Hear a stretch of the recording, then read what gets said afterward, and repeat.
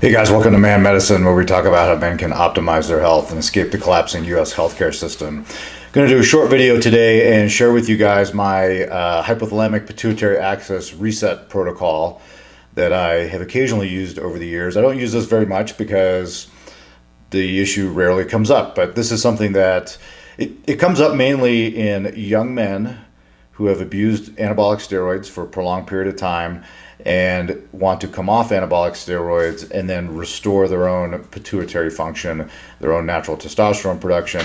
It also, I think, is going to come up. I haven't seen this specifically, but any of you out there that are providers, maybe you have.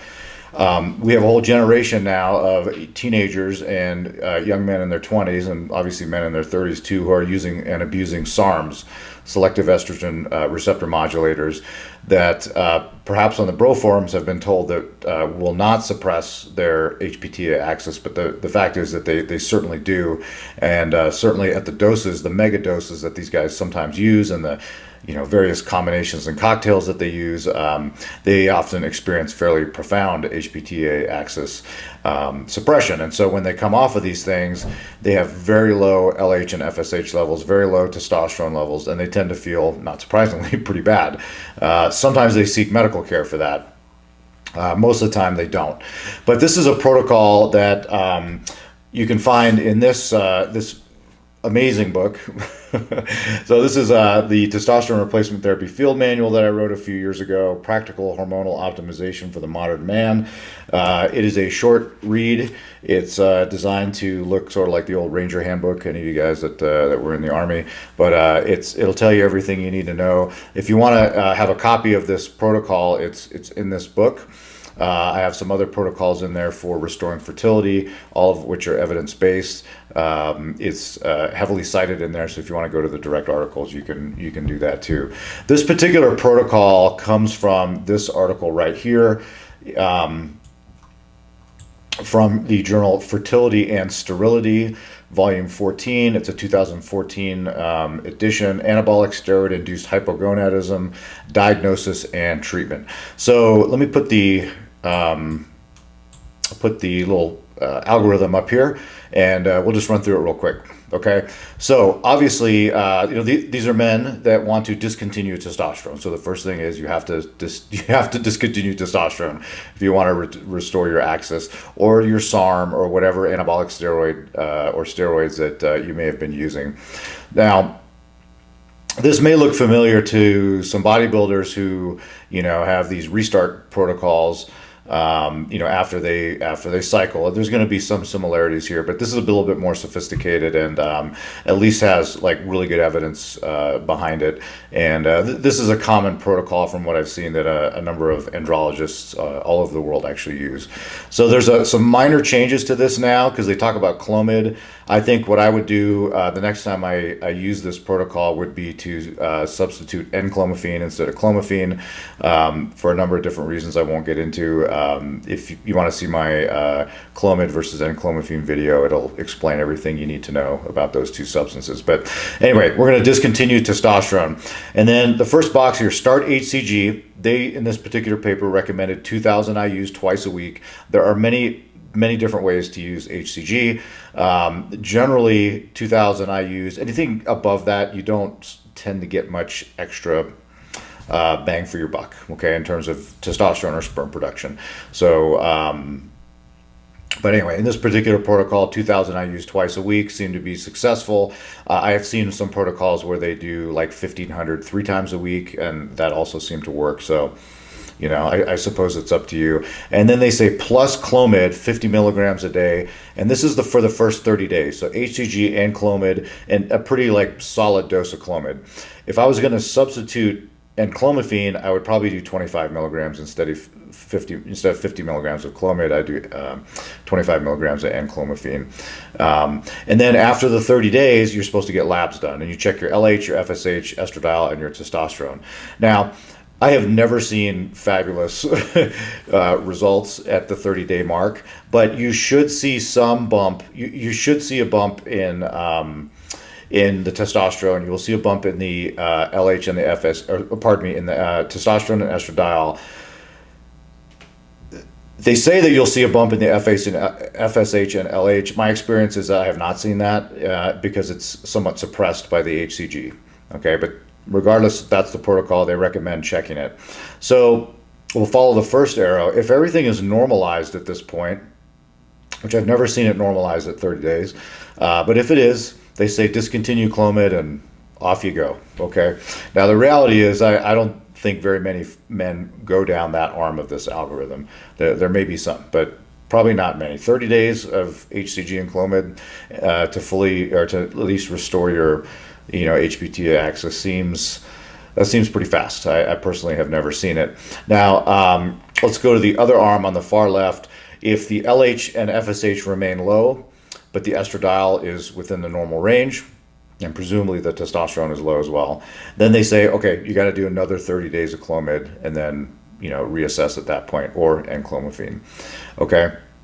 The other scenario that happens every now and then is the LH and the FSH remain suppressed, which is common, but the estradiol level is quite high.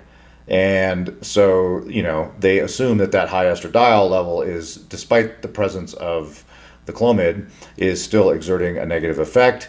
And they recommend adding they recommend adding anastrozole 0.5 milligram to 1 milligram twice per week, which is a pretty whopping dose. So basically they're just crushing these guys' estradiol levels. You would not want to maintain that for any length of time. Men down this road tend to feel pretty bad, and for obvious reasons. And this is certainly not something that you'd want to sustain. It's not healthy at all to do that. However, reducing that estradiol level is thought to, potentially help kickstart the FSH and LH levels from the pituitary. So, and then so this is for another 30 days, and then we're going to repeat labs again. And again, if you're normal, you go down the discontinue medications, and off you go, follow up with your doctor route. If they remain low, FSH and LH remain low, they're recommending another 30 days, and then they recommend a consult with an endocrinologist, which is, obviously not a bad idea. Now, the guys that I've seen have all been on this. I have had some at that point where they, even after 60 days total, continue to have low FSH and LH. Sometimes they just need more time. But the fact of the matter is, if you're one of these guys that, you have been using heavy doses of anabolic steroids for a decade, let's say, and maybe you are a little bit older, you're above the age of 40 or certainly above the age of 50, you may not get an LH and FSH level back. A meaningful LH and FSH level. And so there's a chance that could be permanent. If you do get a level back, it may be suboptimal and inadequate to give you a healthy, normal level of testosterone if you're in that scenario. Those guys need TRT. I mean, at that point, you've kind of burned the circuits. You need to have TRT. Now, the guys that sometimes they just need more Clomid or enclomiphene, and that's typically what I do. Is I will just keep these guys on. The ones that really want to do this, keep them on enclomiphene for at least 60 days. It's typically quite a bit longer than that, because I don't want them just to have a detectable LH and FSH level and still be hypogonadal and feel terrible. I mean, I prefer these guys to feel better and to get their testosterone levels. I want their LH and FSH normalized, but what I really want is their testosterone levels normalized, and I want their symptoms to be managed. So that almost never happens within 60 days. So they need to stay on enclomiphene for, sometimes up to 6 months. That's not uncommon, but it could be a prolonged period of time. So you just have to kind of check labs and see how they're doing, and you kind of go from there. So again, this is the protocol that they use. It is evidence-based. This is actually used commonly in the andrology world with minor variations. Again, this will be the only time you'll ever see me say you could add anastrozole into a protocol. It would be in this particular case. This is the protocol. If you want to read about it in my book, it's in there. You've got the journal article too. You can take a look at that. If any of you guys have used other protocols to restart your hypothalamus, or if you have if heard of any, share them in the comments.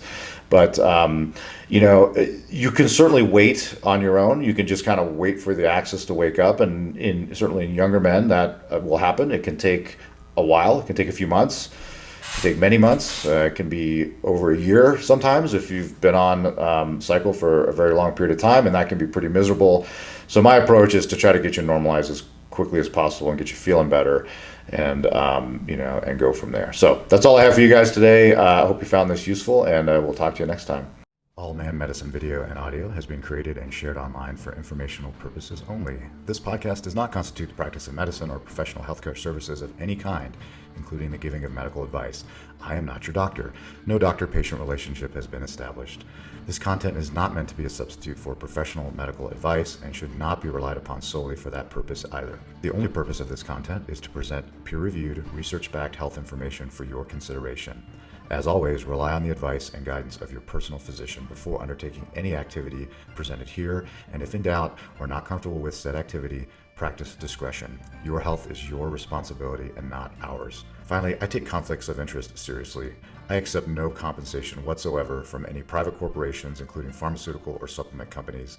You can trust that if I recommend a medication, product, or service, it's because I genuinely believe in it and not because I'm being paid to endorse it.